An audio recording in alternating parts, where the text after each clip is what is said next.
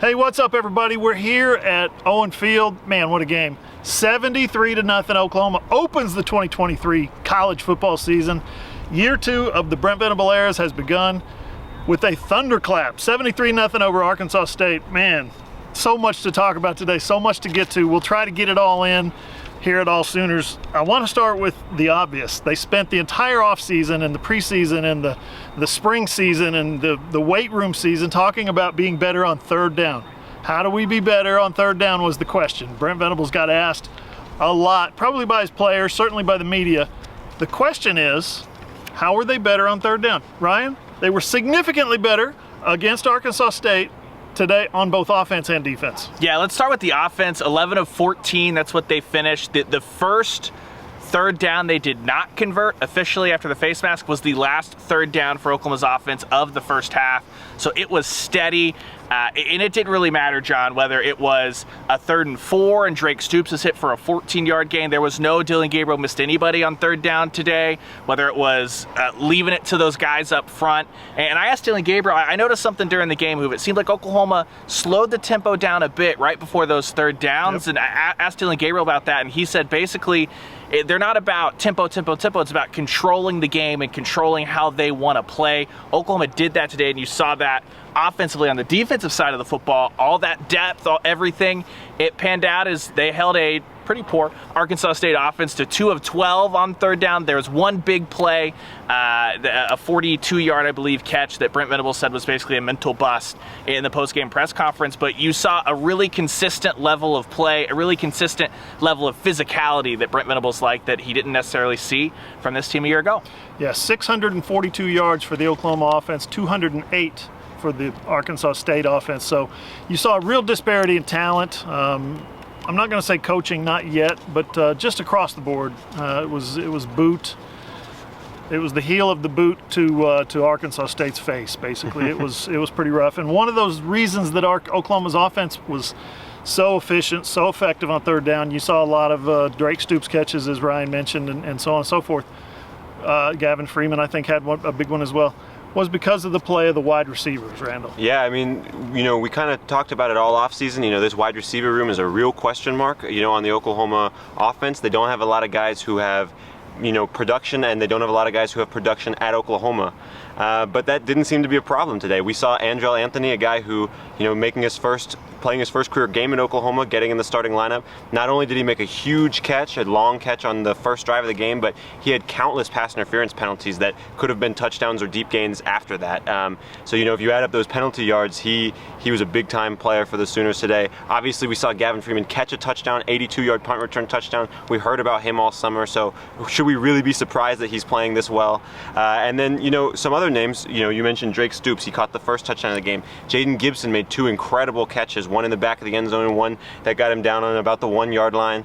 Jaquez Petaway playing his first ever OU game. He looked great out there. I mean, him and Jackson Arnold, you think that that's going to be a great duo going forward. Those 2 freshmen, they really seem to have a good feel for each other there. So, in that receiver room, we kind of wondered how they would look, and at least in week 1 against Arkansas State, they looked phenomenal. The receivers came into this season with Drake Stoops with 80 career catches, and Jalil Farouk, I think, had 39 last year, something like that. It wasn't a big number. Nobody else, Gavin Freeman had 3. Nobody else had contributed. About midway through the first quarter, maybe early second quarter, I looked down on the field and I said, geez, who's going to lead this team in receiving this year? Is it going to be Anthony? Is it going to be Stoops? Is it going to be Freeman? It's the freshman, Jaquez Petaway, today with 9 catches. So only 6 yards per catch, but you could tell what we had talked about previously many times was the receivers look like they're green and we don't trust them to make a bunch of plays. These guys were out here making plays today. Again, Arkansas State. But Jackson Arnold, quarterback, and Dylan Gabriel, starting quarterback, looked like they got a little bit of an embarrassment of riches at the receiver position. They didn't really utilize much of the tight ends today. I think a couple of catches by those guys, a couple of nice plays with the ball in their hands.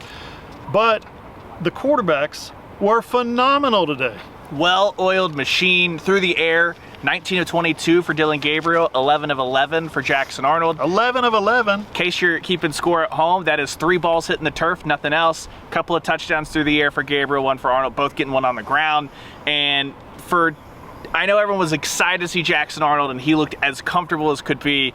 In the post game, he kind of laughed. Everyone was asking, do you have nerves? He's a guy that's talked about getting nervous before, and he's like, well, when you're up by that much at halftime coming into the game, you kind of know there's a no-pressure situation. So the birthday boy got that done. He even got a little bit dirty. He had talked to Jeff Levy on the sideline during the game about wanting to run the football, and Jeff Levy said, okay, fine, we want to get him roughed up, see how he responds to that. So check that box and got an extended run, which is what Oklahoma needs from Jackson Arnold to get this kind of experience in the non-conference in case he is unfortunately called upon during the regular season. But when Dylan Gabriel's out here throwing darts left, right, and center, not inaccurate, it didn't look like much of any trouble or anything like that for Dylan Gabriel. No one has to worry about Jackson Arnold being called upon to replace anybody because Gabriel was letting it fly and drawing those pass interferences with Andrew Anthony. Like you said, Randall, he was accurate. He was letting his guys make plays. It was a really, really, really accurate and just cool, calm, collected performance from Dylan Gabriel. It'll be interesting to see if next week those guys are called upon a little bit more with an SMU offense across from them that can really score.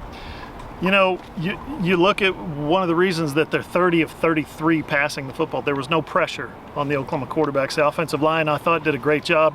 Yes. Someone else who did a great job was Arkansas State's offensive line. There was no pressure on the Arkansas State quarterbacks. Only one sack, and it came late in the game. If Brent Venables were here, he would nitpick, and he would nitpick a lot of things. We're gonna help him. We're gonna nitpick the pass rush. There's not much to pick from, but that's one of the things. Even though my man Danny Stutzman said I would give our team, our defense, he said a 60, a D-. He said he grades crazy, and Venables grades even harder.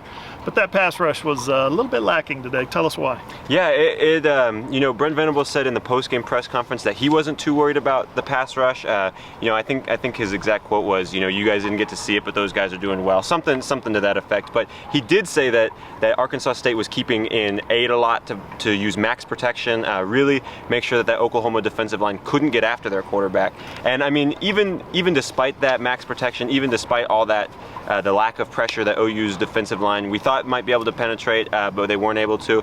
Arkansas State still didn't have any success throwing the ball. I mean, we saw one deep play that Roof and Venables kind of mentioned was a coverage bust, but despite them not getting that pressure, they still performed well in the eyes of Venables, and they still held Arkansas State's passing offense in check. I would assume that in the coming weeks when you play teams that aren't leaving 8 in, that aren't leaving the tight end, the running back in to help that quarterback out, I think you could see Rondell Bothroyd. I think you could see Ethan Downs. A handful of guys get to the quarterback. I think Ethan Downs was the one who did it today. So I would not be surprised in the coming weeks if that defensive line puts up some better numbers when maybe the offensive play caller isn't focusing on them as much. 73-0 was the final score. It was the largest margin of victory in an Oklahoma season opener. Brent Venables said in 106 years, 108 years, 106 years is what he said. He said there's been a lot of teams through here. Team 129 is the one that he's worried about now. And frankly, his coaching record is back to 500, 7-7 officially after today. Next week, SMU right here, 5 p.m. game. Stick with us here at AllSooners. We're going to have the whole thing covered all week. Post-game press conference is loading. All the players' quotes are loading. Interviews, stories, box score, and the podcast, because we can't possibly fit everything in here to this video. Certified fresh from right up there in the press box. Plus, we'll be here all week, next week, Monday, Tuesday, throughout the week, bringing you coverage of Oklahoma versus SMU. Stick right here with AllSooners.com.